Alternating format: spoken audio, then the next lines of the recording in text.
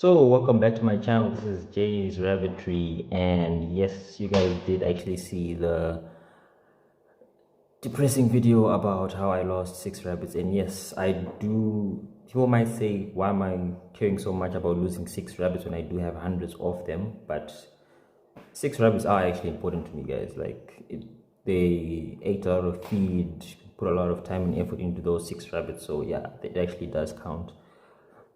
But yeah, we actually did lose another baby rabbit today in the morning. So this one here, I actually felt sorry for it because I actually struggled for a bit, and it was just hard to watch and see what it was going through. But yeah, you get an emotional connection when you're with these animals, and I've known these animals from the day they were born, when they were just looking like, I don't know, little worms, and seeing them grow. So yeah, it does get a little bit emotional when you're seeing what's happening to these animals. But yeah, these are things that every farmer has to go through eventually, or a few times, or a couple of times in these years that we're going to go through, especially with rabbits. But okay, let's move on to the video. And if you're new to my video, this is Jay's Rabbitry. So like, share, subscribe, and let's get to it. So in the last video, the previous video, we had talked about what type of breed would be best for you. And I said before that it depends on where you're staying. If you're here in Zimbabwe and you're watching from Zimbabwe, then obviously you know that the best breed for you is going to be the New Zealand White or the Chinchilla. And well, if you are in Africa, those are practically the best breeds. Southern Africa, those are the best breeds I recommend. And I'm sure that, yeah, a lot of people will actually vouch for me when I say those are the best breeds if you're doing meat production, or even if you're selling as breeders. Those are actually the best. Fast growth rates and lots of meat. And they're actually good mothers, like we said before. So in this video now, we are going to be talking about your rabbits. You have found your breed, you're ready to start.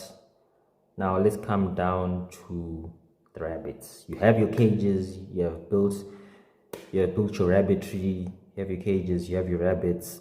So mostly some people, they're going to buy their rabbits when they are 8 weeks, some will buy when they're 10 weeks, some will buy when they are 12 weeks old. And with rabbit farming, usually people get the rabbits when they're that old, so they get experience as they see the rabbit grow. Like, as people, I can only teach you 40% of what you need to know about rabbits, but then the other 60% is different for each farmer. The other 60% is on you. You have to learn. You cooperate with your rabbits. You learn different things. Each farmer learns something different from their rabbits. Each farmer, they learn something different. So listen to what I'm saying.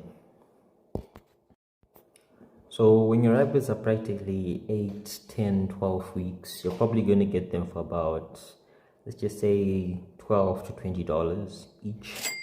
So it depends. If you want to be a commercial rabbit farmer, I suggest starting with 20 rabbits. That's the best. If you want to be a known as a commercial farmer, you have to have 20 breeding rabbits and above. 18, maybe you're going to get 18 does and 2 bucks, or you're just going to get 20 does and maybe you might just end up getting 2 bucks, 22. So let's just say you have 22. Fine, perfect. So what's next is that you have to set times for your rabbit, the times you feed your rabbits. This is very, very important. If you're going to be feeding your rabbits pellets at 6 p.m., make sure that every day you're feeding your rabbits pellets at 6 p.m. If you're going to be giving your rabbits hay every day at 8 in the morning, make sure you're giving them the hay at 8 in the morning. And these are basic things, guys. So make sure that your rabbits can run out of pellets. That's fine. You can run out of pellets. You might not have money to buy more pellets. You can run out of pellets. Fine. But make sure that your rabbits always have hay. Your rabbits always have to have hay, no matter what. Rabbits always have to have hay. And if you're a farmer that's working on a cheap budget, can't afford pellets, can't afford hay, then yeah, if you are growing vegetables, then give your rabbits the vegetables. It's fine. We work with what we have. Even though your rabbits might get bloat, it depends on how you feed them. But I suggest drying out your vegetables. If you're freshly picked, just dry them out a bit, maybe for about 2 days. Then feed your rabbits those dried out greens. I think that's best. So if you can't afford pellets, then yes, we have to compromise with what we have, work with what we have. Like if I show you guys where we started with rabbit farming and where we are now, I will show you guys later on in the video where we started, how we started, and where we are now. It takes time. It takes years. But practice makes perfect, right? So in this video, I'm going to be telling you guys everything you need to know after you have set up your rabbitry.